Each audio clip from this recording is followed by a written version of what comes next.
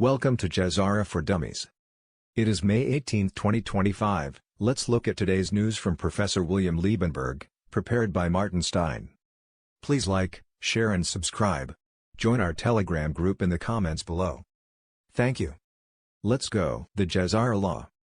How is President Trump about the death penalty, by firing squad? Let's swatch. I've always supported the death penalty. I don't even understand people that don't. We have to bring back the death penalty. They have to pay the ultimate price. Death penalty. Bring it forth. Now they give the death penalty where they give a slight injection so that they don't have pain when the needle goes in to slowly put them to sleep. I mean, these people have to be treated very, very severely, and they're not treated severely. Very much in favor of the death penalty, especially for terrorists and especially for people that, killers that you see so many with the girls that are being killed and then they capture these guys. I am so for the death penalty. We will believe the right punishment, and we all do, for cop killers is called the death penalty. Remember the old days of deserter? What happened? Bang. He deserted. In the old days when we were a strong country, it would be boom, gone. Spies in the old days used to be executed. Bing, and it goes quickly, right? It's called, you're dead. Treason. It's treason. You don't even hear that word. It's treason. In the old days, boom, firing squad. No, it's true.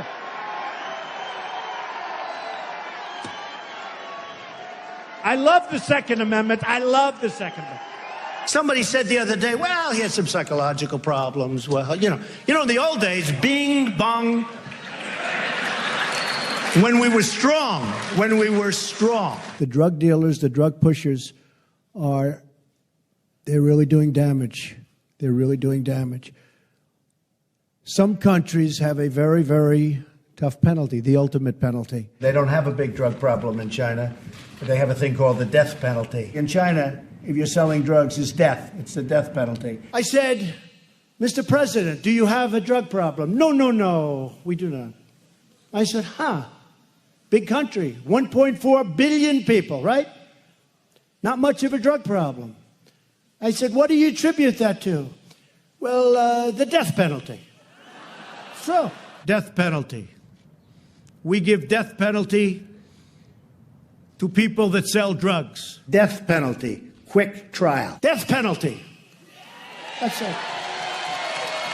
Unless you have really, really powerful penalties led by the death penalty for the really bad pushers and abusers, we are going to get nowhere. I'm also directing the Department of Justice to propose legislation ensuring that those who commit hate crimes and mass murders face the death penalty, and that this capital punishment be delivered quickly, decisively, and without years of needless delay. Immediately, with trial, get the death penalty, but quickly. The trial should go fast. Rapidly as possible, not 15 years later, 20 years later, get the death penalty. They should get the death penalty, and they shouldn't have to wait years and years. Bring back the death penalty. They ought to give them a quick trial, and they ought to absolutely execute this maniac. Again, the words death penalty, death penalty, death penalty, death penalty. From no penalty to death penalty. The death penalty. The death penalty. It's called the death penalty, okay? Let's play with the death penalty. Let's see what happens. Bring the death penalty into vogue. Bring the death penalty to Norway. Death penalty all the way. The ultimate penalty has to be the death penalty. Now, maybe our country's not ready for that. It's possible. It's possible that our country's not ready for that. And I can understand it, maybe. Although, personally, I can't understand that. So tell me again, how Gitmo's military tribunals and executions are fake? Cabal's covert plan to purge South Africa of white people. Extraction from the article. The ANC's sustained pressure to push through the expropriation law, to rob whites of all their property. We can see that the British plan to eradicate whites in South Africa is nearing completion. With more than 600,000 whites already in squatter camps, more than 1 million already having left the country, and more to follow, The plan of British purification of whites in South Africa is nearly complete. We thank God for President Trump, who stopped this horrific plan, and saving the white Afrikaners. We look forward to his talk with Ramaphosa. BRICS GESARA Nations Alliance. BRICS Women's Business Alliance. Great influence on the entrepreneurship ecosystem in Africa. BRICS comes in as a bridge, facilitating advancement and speaking on the sidelines of the BRICS Women's Entrepreneurship Forum in Moscow. Despite Zimbabwe's lack of exposure and global restrictions, the emerging multipolar world offers the country opportunities to collaborate with other nations, access resources, and develop its rich natural resource sectors, Mute Moringa noted. Let's watch. The BRICS platform, Women Business Alliance, has provided it's a great partner for women. I wouldn't say it's just a push, but it's a great partner for women entrepreneurs. So in the African continent, our greatest challenge is not having enough exposure and funding and great partners. So BRICS come in as a bridge. It helps us it takes us from one level to another level. So I believe our BRICS Women Business Alliance has come in as a great influence into the entrepreneurship ecosystem in the African continent. Our nation is very rich in a lot of natural resources, but because of lack of exposure and lack of these restrictions and regulations that are all over the world, we have been limited. So through this multipolar system, we are now able to correlate with other nations, other powerful nations that have access to what we do not have, and we are able now to explore what we have and grow in that sectors.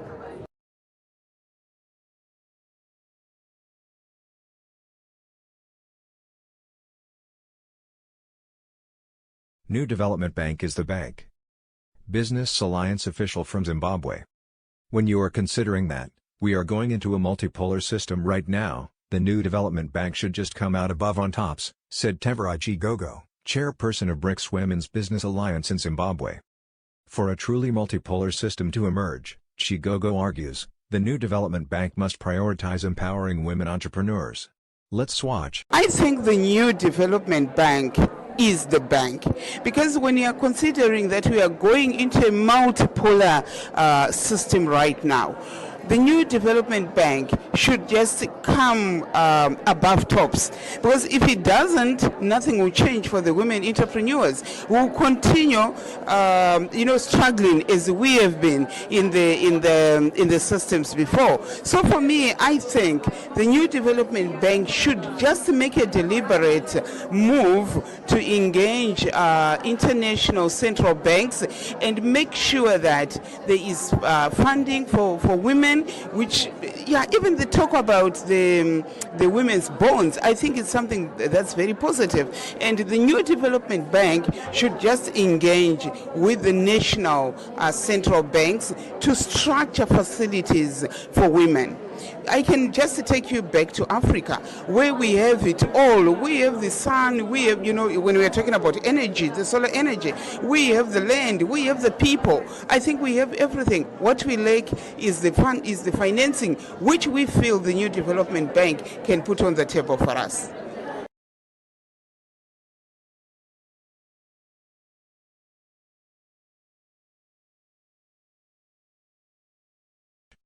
Colombia begins process of joining BRICS New Development Bank. Colombian President Gustavo Petro is currently holding talks with the head of the financial organization, Juma Rousseff, in Shanghai. BRICS Bank. Antidote to Western financial exploitation. The BRICS Bank is a bank that is built to serve humanity, to create opportunities, to create alternatives, and to create almost equality and equity, Nigerian, Professor Abubakar Sadiq Abba, told Sputnik Africa. Unlike the IMF and World Bank, BRICS prioritizes partnership over profit, and dignity over debt. Its governance structure stands in stark contrast to what Abubakar calls the insincerity, and dishonesty, and the double-deal nature of Western institutions. He also praised BRICS for recognizing Africa's importance from the start. The people that fund BRICS were so objective, and so honest, to remember that Africa deserves a place. With countries like Ethiopia now seeking membership, the BRICS Bank offers a real chance for the Global South to reclaim sovereignty, reshape global finance, and build a fairer economic future. Do BRICS goals look like the globalists' policies or GESARA-founded principles? People fail to see the significant role BRICS' new development bank will play. Question: why did President Trump make such outrageous statements against BRICS, starting a BRICS currency if BRICS never intended to start such a currency, as their policies outright enforce multipolar sovereign currencies? NB. Putin flashing a so-called BRICS note at the BRICS summit, and Trump's 100% tariffs against BRICS, using such a currency are pure optics for confusion, and the majority of the world took the bait. When the time is right, Iraq will join BRICS and Saudi Arabia, a hidden gem in the BRICS alliance, will work with Trump, off the record, to activate Operation Sandman, to break the cabal's fiat dollar. BRICS is the alliance's Trojan horse, nobody will see coming, till they launch their cross-border payment system. Never underestimate the BRICS nations.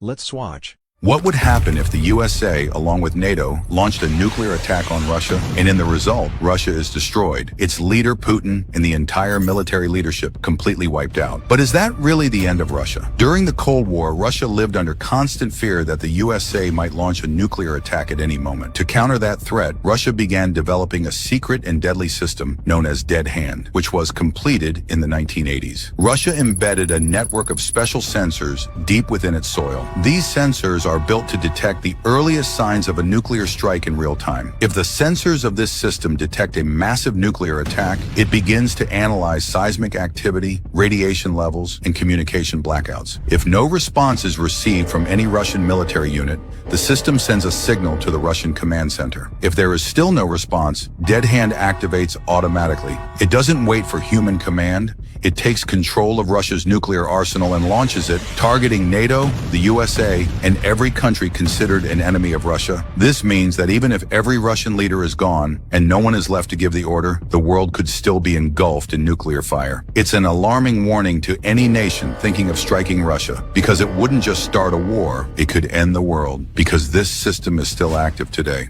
Payment systems. Lots of cryptocurrencies regulations talks happening. Senators Gillibrand and Loomis are optimistic about the Genius Act, predicting approval within 10 days. This stablecoin bill could bring major regulatory clarity to the U.S. crypto market. Senator Bill Hagerty says the Senate will make history next week by passing crypto stablecoin legislation. Senator John Thune moves forward with cloture filing on the Genius Act, setting up a Monday evening vote. Chief Executive Officer of Galaxy, Mike Novogratz, says live on CNBC. We're going to get a bill done by Monday. Let's swatch. Crypto finally at the brink, right? We're going to get a bill done on Monday, finally at the brink of institutional adoption. Right. And, we have built our company for this moment. And so XRP is also a hot topic. Guess what goes live on Monday 19th of May? XRP futures, and look at the currency pairs.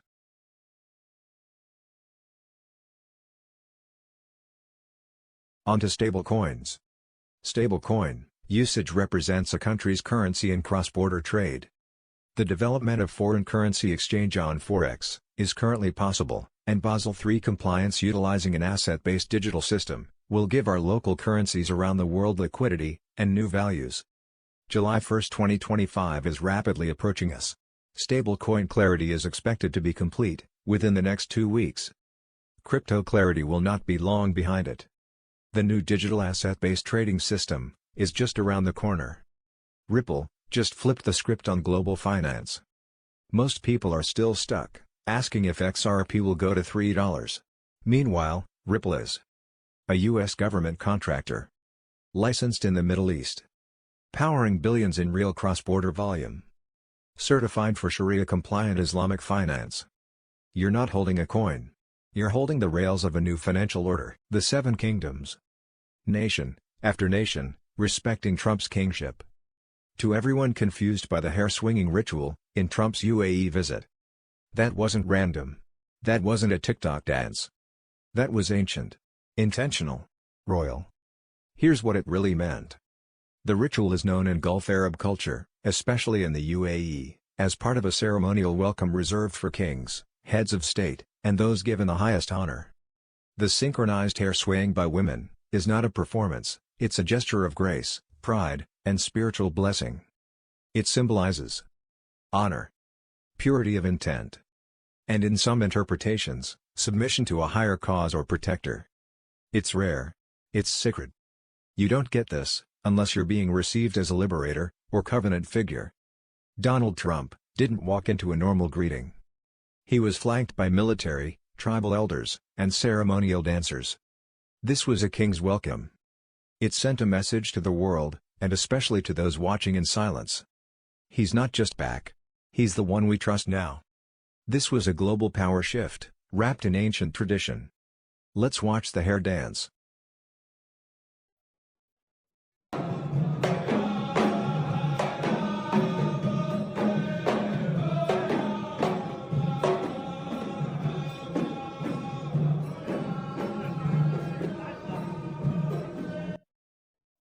That sums up your Sunday news.